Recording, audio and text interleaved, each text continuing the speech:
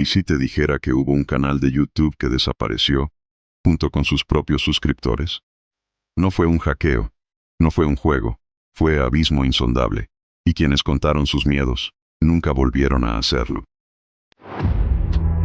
En Internet, todos somos espectadores.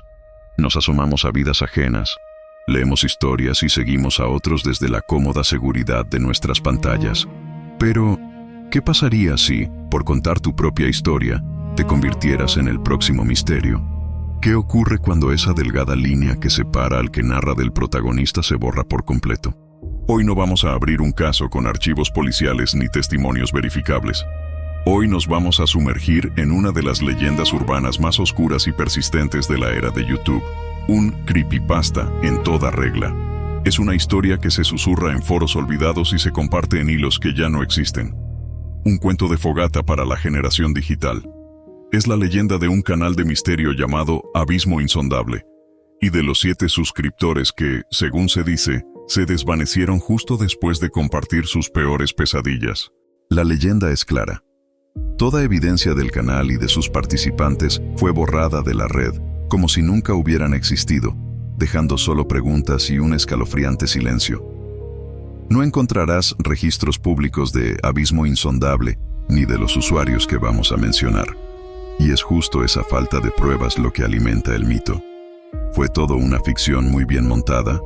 ¿Un juego de realidad alternativa? ¿O estamos ante los ecos de algo real que alguien, o algo, se esforzó muchísimo en hacer desaparecer?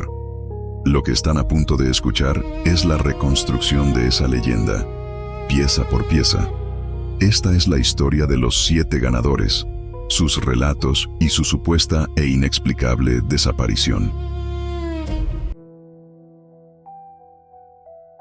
Hace unos años, así es como empieza la historia, apareció en YouTube un canal que atrapó de inmediato a la comunidad de terror. Se llamaba Abismo Insondable. Su fórmula era sencilla pero brutalmente efectiva. Narraciones de historias paranormales con una voz profunda y una atmósfera que te erizaba la piel. El canal no necesitaba efectos especiales ni grandes parafernalias. Su poder estaba en la palabra. A su alrededor creció una comunidad increíblemente leal. Los comentarios eran un hervidero de teorías, experiencias personales y ese sentimiento de pertenencia que une a los fascinados por lo desconocido. Y fue justo en ese momento de auge cuando el creador anónimo de Abismo Insondable lanzó un desafío. En un video llamado El eco de tu miedo, invitó a sus suscriptores a enviar sus propias historias paranormales. La única condición era que debían ser relatos reales, experiencias que los hubieran marcado. El creador prometió que las 7 historias más aterradoras, elegidas por la propia comunidad, serían narradas en una serie especial. El premio no era dinero ni fama, sino algo mucho más profundo, que su miedo fuera escuchado por miles. La respuesta fue una locura. Cientos, tal vez miles de correos llegaron. Historias de fantasmas, criaturas, premoniciones y lugares malditos. Después de una semana de votaciones, los 7 ganadores fueron anunciados. La comunidad esperaba ansiosa, sin tener ni idea de que estaban a punto de ver nacer una de las leyendas más perturbadoras de Internet. Porque según el mito, después de que cada historia fue contada, la voz de su autor se apagó para siempre. La cuenta atrás comenzó con el 7º lugar. El ganador, según los foros, era un usuario llamado Noctámbulo Papá. Su perfil, hoy borrado, lo describía como un hombre joven, fotógrafo aficionado y padre primerizo. Su historia no era un cuento de terror clásico, sino algo mucho más íntimo y asfixiante que tocó una fibra sensible en la comunidad. Se titulaba El vigía de la cuna. La historia de Noctámbulo Papá, cuyo nombre real se cree era Javier, arrancaba con esa mezcla de alegría y agotamiento que trae un nuevo bebé. Él y su esposa se turnaban para cuidar al niño por las noches. Y fue en una de esas madrugadas, sobre las 3 de la mañana, mientras mecía a su hijo, cuando lo vio por primera vez. Al principio, fue solo una sensación. Esa impresión de que no estaban solos. Javier levantó la vista y notó que en la esquina opuesta de la habitación, la oscuridad era distinta, más densa, más profunda, como un pedazo de noche sólida.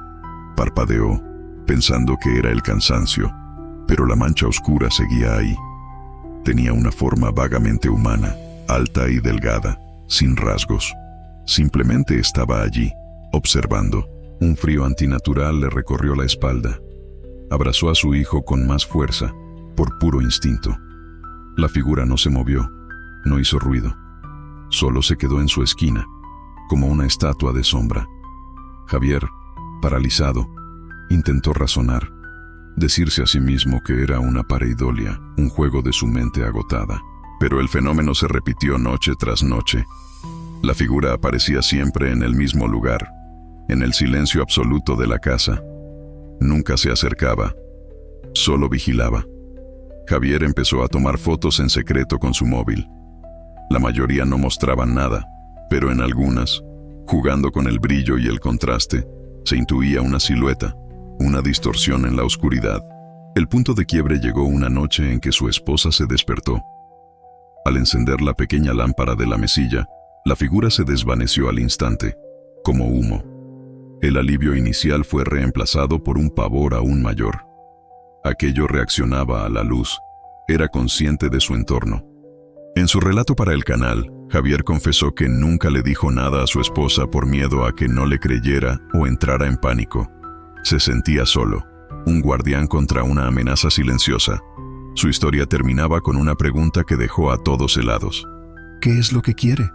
¿Está protegiendo a mi hijo o está esperando algo? El video fue un éxito. Los comentarios se llenaron de teorías y otros padres que decían haber sentido algo parecido.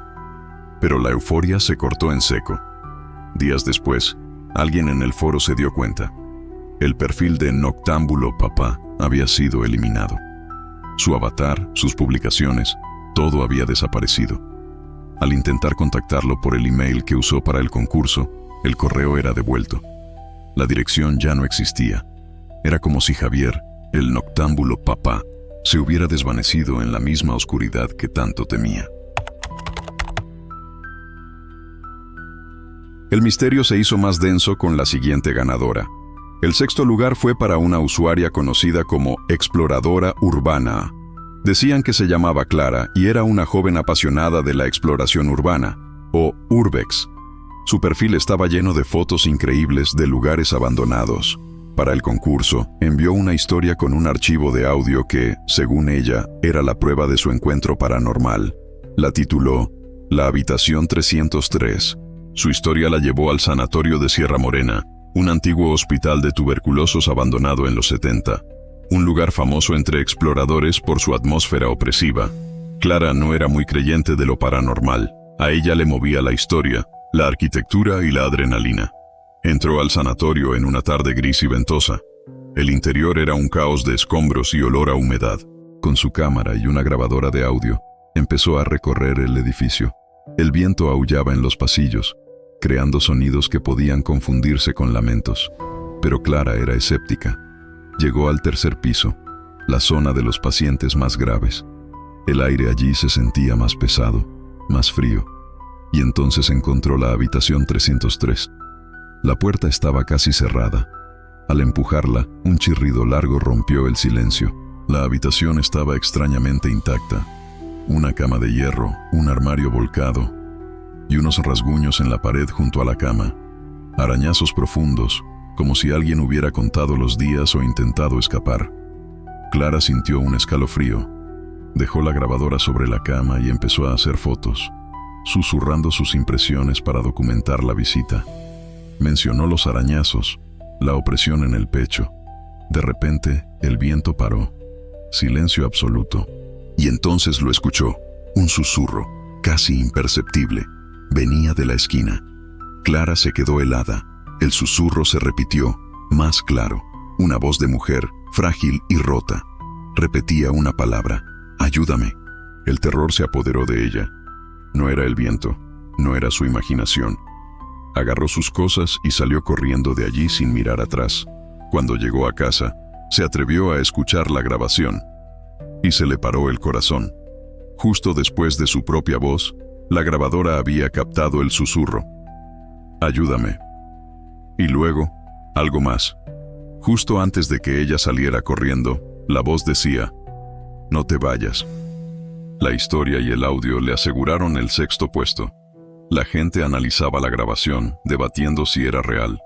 Clara participó en los comentarios el primer día, respondiendo preguntas. Y entonces el patrón se repitió. Su perfil, Exploradora Urbana 92, desapareció.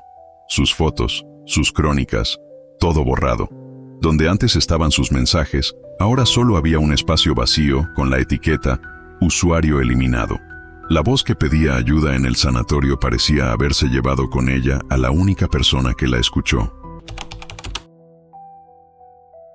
Con 2 autores ya desvanecidos, la inquietud se apoderó de la comunidad de Abismo Insondable. Lo que parecía una coincidencia ahora era un patrón. El quinto ganador fue un usuario llamado Rutas Nocturnas 78. Su historia era un relato de puro pánico en la soledad de la noche.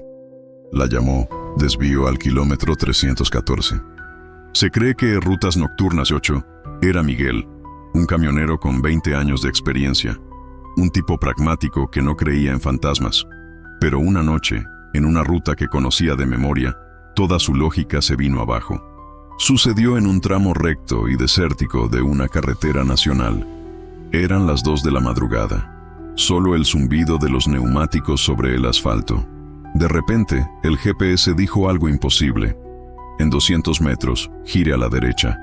Miguel sabía que allí no había ninguna salida, pero al mirar la pantalla, vio que el mapa mostraba una carretera secundaria. Pensó que era un error del sistema. Pero al llegar al punto, vio algo que le heló la sangre. A su derecha, había una carretera asfaltada, con su línea discontinua, perdiéndose en la oscuridad. Una carretera que no debería estar ahí. La curiosidad le pudo. En contra de su buen juicio, giró y tomó el desvío. En cuanto sus ruedas tocaron el nuevo asfalto, todo cambió. El aire se enfrió. El sonido de los neumáticos se apagó. El GPS ahora solo mostraba un espacio en blanco. A los lados, oscuridad total. Se dio cuenta de algo terrible. No había ningún sonido, ni grillos, ni viento. Nada. El pánico empezó a crecer. Decidió dar la vuelta, pero al mirar por los retrovisores, la carretera detrás de él había desaparecido. Solo oscuridad. No le quedaba más remedio que seguir adelante. Fue entonces cuando vio unas luces a lo lejos. Un pueblo. Sintió un alivio inmenso, pero al acercarse, vio que algo estaba mal. Las luces eran pálidas, enfermizas, y el pueblo estaba en un silencio sepulcral. Las casas parecían sacadas de los años 50, pero en ruinas. A través de las ventanas sucias vio siluetas humanas, figuras inmóviles mirándolo, como maniquíes cubiertos de polvo. El terror se convirtió en certeza. Tenía que salir de allí. Pisó el acelerador, atravesando el pueblo fantasma. Al salir, miró por el retrovisor una última vez. Una de las figuras, una mujer con un vestido antiguo, estaba ahora en el porche de una casa. Y levantaba una mano, muy lentamente, en un gesto que no parecía un saludo, sino una despedida. De pronto, el GPS volvió a la vida. Ruta recalculada. Incorpórese a la carretera principal. Y ahí estaba, la carretera nacional. Se detuvo en la siguiente área de servicio, temblando. El reloj marcaba las 2:15 a.m. Solo habían pasado 15 minutos, pero él sentía que habían sido horas. La historia de Miguel fascinó a la comunidad. Era el miedo a perderse en un lugar que no existe. El video fue subido y, como era de esperar, la desaparición siguió. A las 48 horas, el perfil del camionero fue borrado. La comunidad de Abismo Insondable ya estaba en pánico. 3 desapariciones seguidas no podían ser una coincidencia. Los foros ardían con teorías. ¿Un engaño viral o una maldición real? La cuarta historia le pertenecía a una usuaria con el alias Eterna Medianoche, y su relato trajo al concurso uno de los objetos más temidos: la Ouija. Su historia se tituló Lo que la tabla no despidió. Eterna Medianoche, que se rumorea se llamaba Laura, contó que todo empezó en el instituto, en una fiesta de pijamas. Aburridas, una de sus amigas sacó una vieja tabla Ouija casera. Laura era la escéptica del grupo. Mientras sus amigas encendían velas, ella se burlaba. Las 4 pusieron los dedos sobre el puntero. Al principio nada, Pero después de unos minutos, el puntero se deslizó lentamente a Hola. Preguntaron quién era. La tabla deletreó: Sasso. ¿Quién era Sasso? Soy el que... Espera. La atmósfera se volvió pesada. Sasso parecía saber secretos de todas ellas. Cuando le tocó a Laura, preguntó desafiante: ¿a qué le tengo más miedo? El puntero se movió a toda velocidad. El hombre en el espejo. Laura sintió que la sangre se le helaba. Era un miedo infantil que nunca había contado. A veces, sentía que su reflejo se movía con un mínimo retraso o que su expresión era maliciosa. El pánico se desató. Una amiga retiró las manos bruscamente, rompiendo el círculo. Habían olvidado la regla de oro: nunca terminar sin despedirse. Una vela se apagó de golpe, dejándolas a oscuras. Los años siguientes, contó Laura, estuvieron marcados por sucesos extraños: sombras, objetos movidos, susurros. El verdadero horror empezó en la universidad. La sensación de ser observada era constante, y su miedo a los espejos volvió con más fuerza. A veces, captaba a su reflejo sonriendo cuando ella no lo hacía. Un día, al levantar la vista del lavabo, vio a su reflejo con la cabeza girada, mirándola por encima de su propio hombro con una sonrisa torcida. Gritó y rompió el espejo. La historia de Laura terminaba con desesperación. Sentía que Sasso se había aferrado a ella, manifestándose a través de su mayor miedo. Vive en mi reflejo, concluía. Siento que cada día se acerca más a poder cruzar. La gente en los comentarios le suplicaba que buscara ayuda. Eterna medianoche, respondió a un par de ellos. Su último mensaje fue: voy a intentarlo todo, pero cada vez que cierro los ojos, veo su sonrisa en la oscuridad. Poco después, su perfil fue borrado. La cuarta suscriptora había desaparecido. Javier, engullido por la oscuridad. Clara, silenciada por un eco. Miguel, perdido en un camino fantasma. Y ahora Laura, atrapada por su propio reflejo. El terror ya no estaba solo en las historias. Les estaba pasando a quienes las contaban.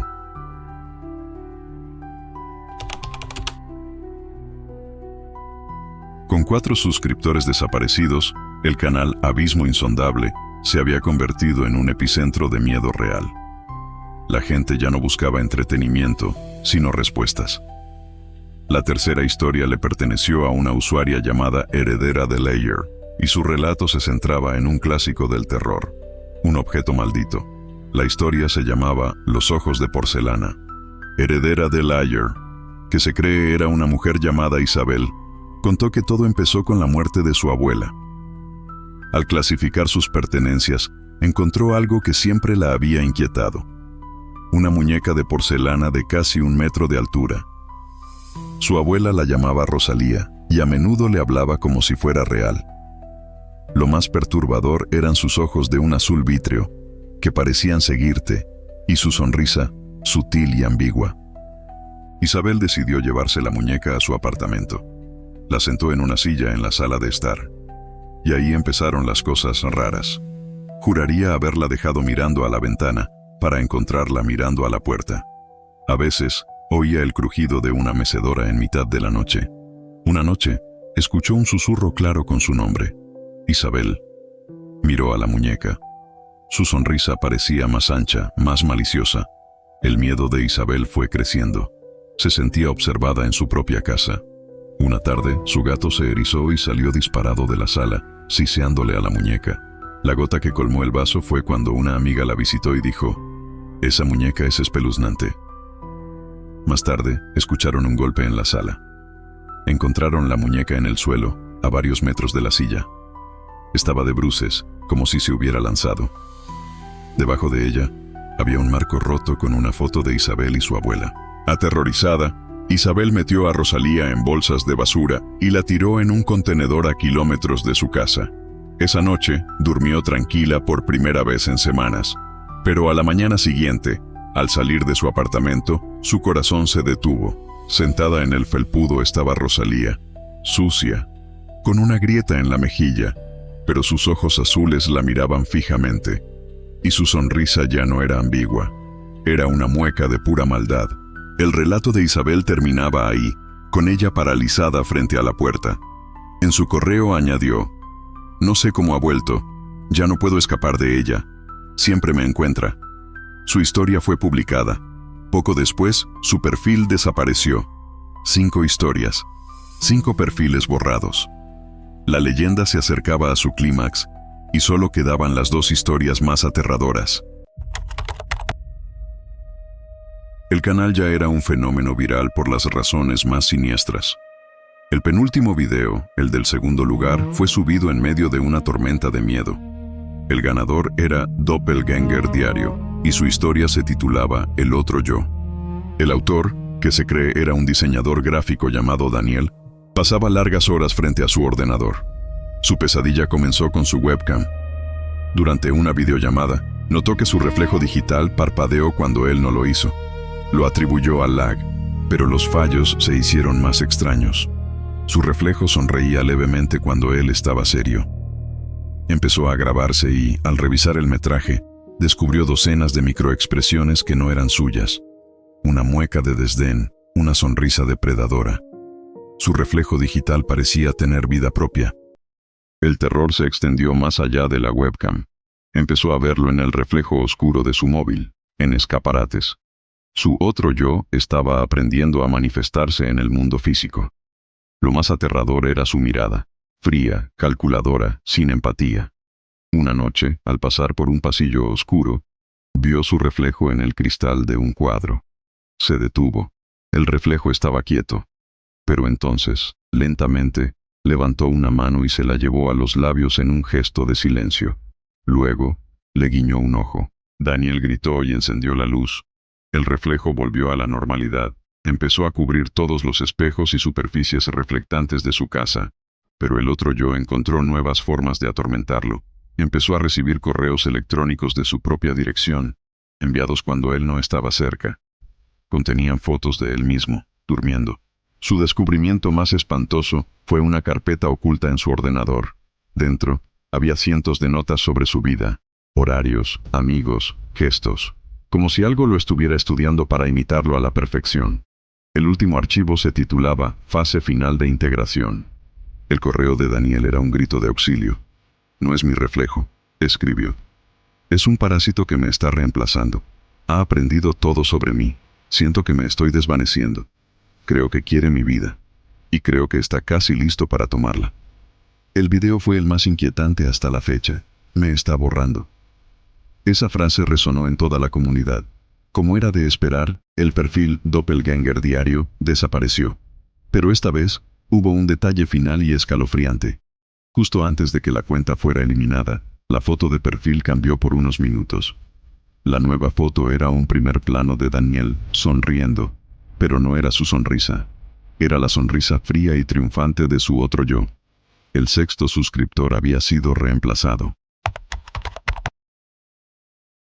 El silencio que siguió fue pesado, cargado de pavor.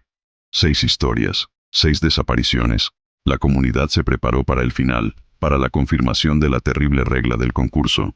El primer lugar fue para un usuario anónimo que firmó su correo simplemente como El Soñador. Su relato no tenía título. Era un texto fragmentado y desesperado. Su historia era diferente.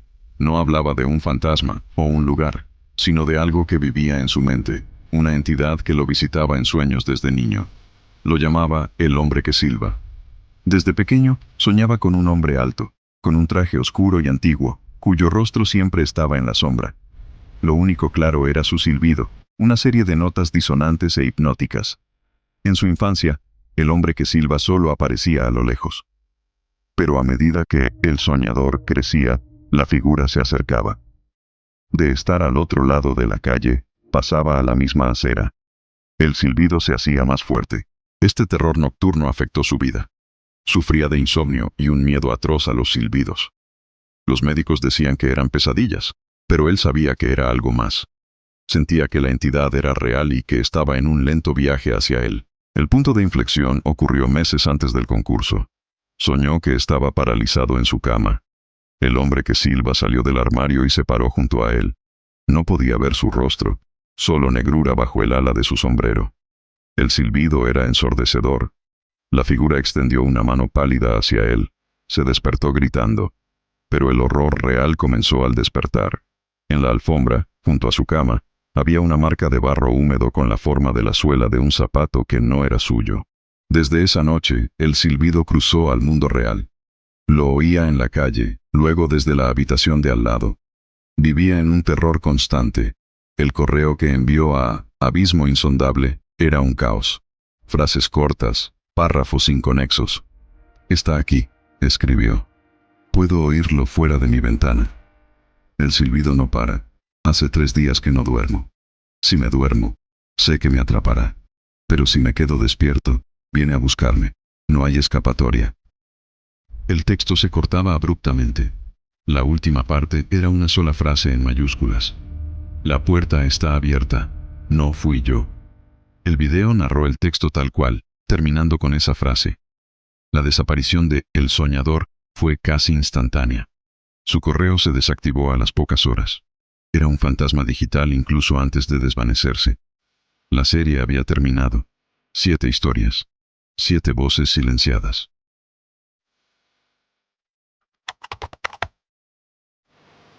Con la última historia, la leyenda de Abismo Insondable llegó a su fin. 7 suscriptores se habían convertido en los protagonistas del mayor misterio del canal. Pero la cosa no acabó ahí. Al día siguiente, el propio canal Abismo Insondable desapareció. La página ahora mostraba el temido mensaje de YouTube.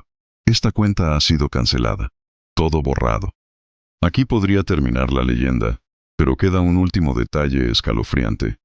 Según los que siguieron el caso, justo antes del borrado total, apareció un último video. Se compartió por un enlace directo en el foro, que también fue borrado. El video duraba 1 minuto y era solo estática. Ruido blanco. La mayoría pensó que era un error, pero unos pocos analizaron el audio, y lo que afirman haber encontrado es el verdadero final. Al filtrar el ruido blanco y ralentizarlo, se podía escuchar algo. Era un silbido, una melodía disonante, ascendente y descendente, el silbido del hombre que silba, oculto en la estática. Hoy, como dijimos al principio, no queda rastro de Abismo Insondable. La historia sobrevive solo como un creepypasta. Es importante aclarar que los casos reales de youtubers que han desaparecido o abandonado sus canales suelen tener explicaciones mucho más mundanas: agotamiento, problemas personales o simplemente la decisión de cambiar de vida. Ningún caso documentado se parece a este patrón paranormal. Entonces, ¿qué fue Abismo Insondable? ¿Un brillante juego de realidad alternativa? ¿O es esta leyenda el único recuerdo que queda de un suceso real, borrado sistemáticamente de Internet? ¿Fueron las historias la causa de las desapariciones? ¿O un grito de auxilio de gente que ya estaba siendo acechada? La única certeza que nos deja esta leyenda es que 7 voces que compartieron su miedo ahora guardan un silencio eterno. Y su historia sirve como una advertencia.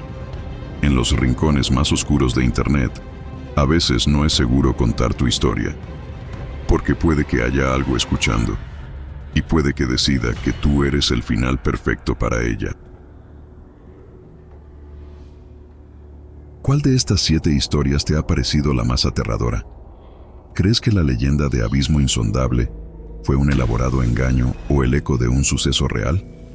Déjame tu teoría en los comentarios. Y si te atreves a explorar más misterios, suscríbete y activa las notificaciones. Nunca se sabe qué historia está esperando ser contada.